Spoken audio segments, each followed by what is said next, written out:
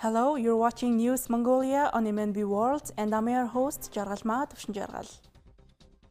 For today's top stories, relying solely on the mining industry may have its risks in the long run. 70% of child abuse cases occur in a family environment. The introduction of the first e-library took place. For the news, stay tuned. Mongolia, being traditionally reliant on its mining sector, is taking significant steps to mitigate economic risks associated with a singular focus. Recognizing the vulnerability of such dependence, the government has implemented robust policies, including port renewal and economic diversification initiatives aimed at boosting trade and exports. These strategic measures have already yielded promising results, with Mongolia achieving noteworthy $791 million surplus in its trade balance. The surplus not only reflects the success of government's policies, but also signals a positive trajectory towards a more balanced and resilient economy. In a move to further fortify its economic foundation, the government has set ambitious targets for the nation's GDP per capita, currently standing at $5,000 in 2023. The government aims to raise the figure to $6,000 in the coming year. This planned increase underscores the commitment to fostering sustainable economic growth and improving the standard of living for the Mongolian populace. Mongolia is quite dependent economically on mining and minerals. 75% of foreign investors work in the mining sector, and 90% of exports are mining products. However, it's quite risky to be mainly dependent on just one sector. Therefore, the government of Mongolia pursues a policy to diversify its economy and to add a variety of export products to enhance infrastructure and upgrade railroads and ports. This will protect the local economy from external risks. The poverty rate in Mongolia has been reduced from 29% to 26%, but we still need to work to reduce this number even further. The diversification efforts not only reduce the inherent risks associated with a heavy reliance on the mining sector, but also position Mongolia as a more attractive destination for foreign investments. By fostering a more dynamic and varied economic landscape, the nation is better equipped to cope with fluctuations in global commodity markets. In a concerning revelation, recent statistics indicate that a staggering 70% of child violence occurs within the confines of the family environment. While Mongolia boasts a commendable legal framework, the unfortunate reality is that the related bodies are not working together effectively. This means the implementation of legal policies leaves a lot to be desired. Urgent steps need to be taken to prevent abuse before it occurs.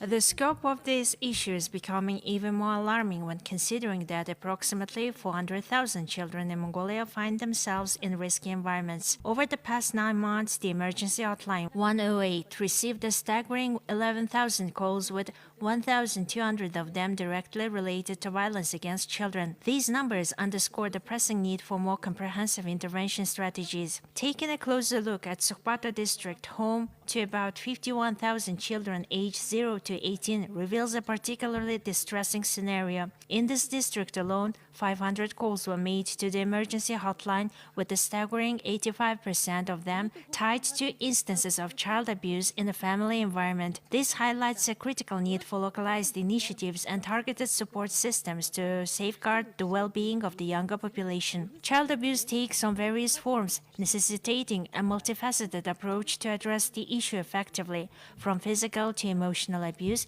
each type demands specific attention and tailored interventions. It is crucial for communities, law enforcement, and social services to work together to create a protective environment for children. We spend a lot of time checking after calls that were made, but I think preventive measures are really important. There is a wrong perception among parents that children are the property of parents, so it's their decision whether they will leave their children to stay at home alone or with somebody they know, as they gave birth to them. We are working closely with children who have become victims of abuse and violence to overcome the trauma. We also organize psychological mentoring training and sessions. It's really important to identify the case of child violence.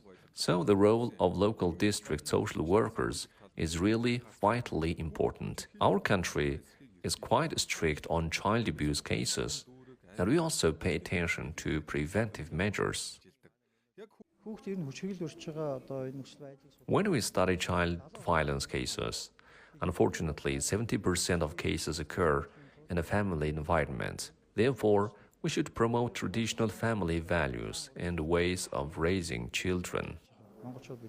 As Mongolia grapples with the challenge of child violence, stakeholders must prioritize enhancing the coordination between relevant bodies, fortifying the implementation of legal policies, and fostering a proactive approach to prevention. The well-being of the nation's youth depends on a united front against abuse, ensuring that every child grows up in an environment free from violence and fear. The days of filling your bag with books and carrying them between school and home are over. Now you can access your study materials through the internet from anywhere you want. A digital library, also known as an e-library project, implemented by the Library of the National University of Mongolia, has been in operation for 1 year, and the results from the past period have been presented. For instance, law school students are required to study legislative books alongside their regular coursework. With approximately 500 pages, this book feels more like a brick. This poses various challenges, including the inconvenience of carrying such a hefty book in a regular bag and the obligation to return it to the library promptly, resulting in the book not being fully utilized. If the book we need is in the e-library, we can use it online by informing each other, eliminating the need to physically retrieve it from university libraries. Having the ability to log in with a student ID and read books online from anywhere in the world supports and provides opportunities for our students' motivation and desire to learn. Moving forward, we plan to digitize both widely used rare and ancient books. All books in the e-library are copyrighted. Efforts are also being made to carefully manage the reproduction of these books and prevent copyright-related conflicts. The software we use to upload books removes the capability to print, copy, or reproduce them. Our e-library storage server is officially licensed, and we have implemented robust measures for storage and protection. Research indicates that the National University of Mongolia's library was the most active, leading to the implementation of the project through its internal funds. This marks the inception of the first major copyright-free online library. Thank you for staying with us. Now let's take a look at currency exchange rates provided by Mongol Bank.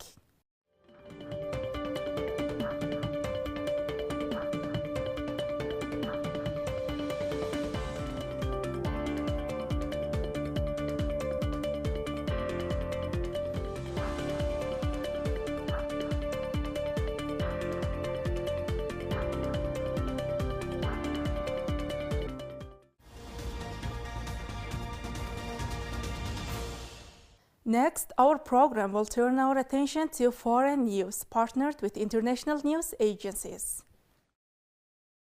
The United States and the Philippines were conducting joint air and maritime patrols in the South China Sea, which come as the two countries step up cooperation in the face of growingly aggressive Chinese activity in the area. The Philippine Air Force said on Wednesday its aircraft had taken part in joint patrols on Tuesday in the vicinity of Batanes, the northernmost province of the Philippines, which is only about 200 kilometers from Taiwan, a self-governed island China claims as its own. The patrols ran through Thursday and also include both the U.S. and Philippine navies.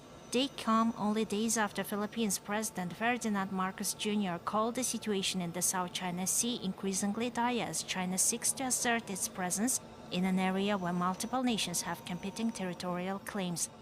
China claims virtually the entire South China Sea as its own waters, which has led to disputes not only with the Philippines but also with Vietnam, Malaysia, Taiwan, and Brunei, which have long been regarded as a potential flashpoints in the region and the US-China rivalry.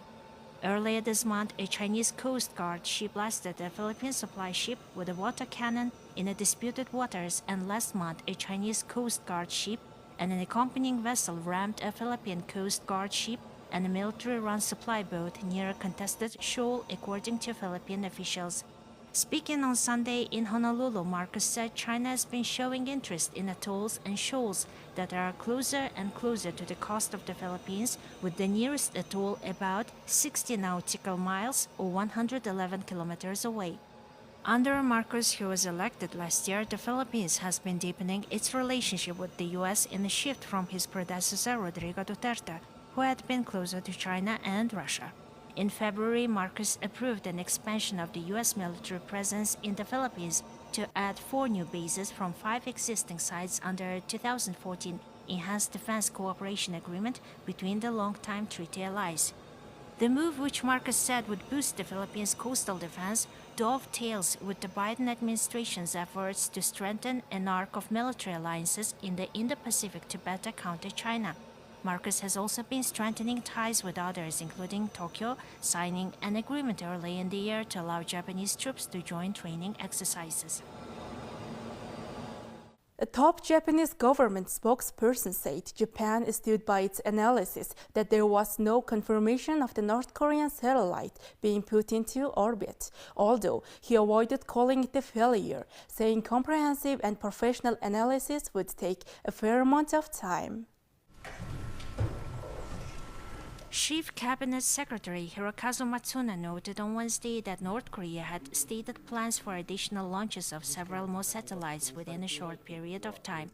Asked if Japan considered lifting its missile destruction order in place for the missile defense units deployed in the Okinawa region, Matsuno said a decision would require further analysis and evaluation of Tuesday's missile launch before Japan made a decision. I am aware that North Korea has announced that it has successfully launched this satellite. But as the Japanese government has already announced, it is our understanding that there is currently no confirmation of the insertion of a satellite into Earth orbit.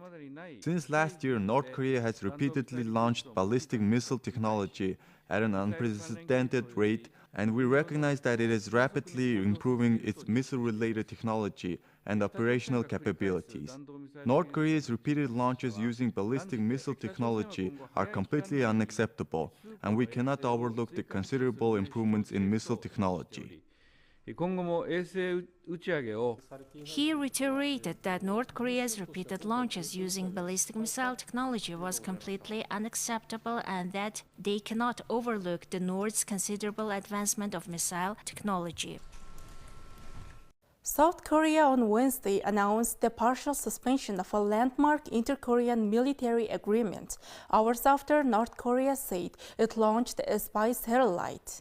Hyo Taek-hyun, the South Korean Deputy Minister of National Defense Policy, said as of 3 p.m. Wednesday, the government has decided to suspend Article 1, Clause 3 of the 919 Inter-Korean Agreement. The move allows South Korea to immediately resume surveillance and reconnaissance of North Korea along the military demarcation line. He also emphasized that North Korea is responsible for the suspension of the agreement and further provocations will be met with a strong response from the South Korea-US alliance. Despite our military's warning, North Korea went ahead with the military spy satellite launch yesterday. North Korea's so-called military spy satellite launch is a clear violation of a UN Security Council resolution that prohibits North Korea from firing ballistic missiles and provocation that threatens our national security. After the cabinet meeting and sending notifications to North Korea, the government has decided to suspend Article 1, Clause 3 of the 9.19 Inter-Korean Agreement as of 1500 today. The military will restore aerial reconnaissance and surveillance in the area around the military demarcation line. Earlier, North Korea said it placed the spy satellite into orbit with its third launch attempt this year. The North's claim could not immediately independently be confirmed. Observers doubt whether the satellite is advanced enough to perform military reconnaissance.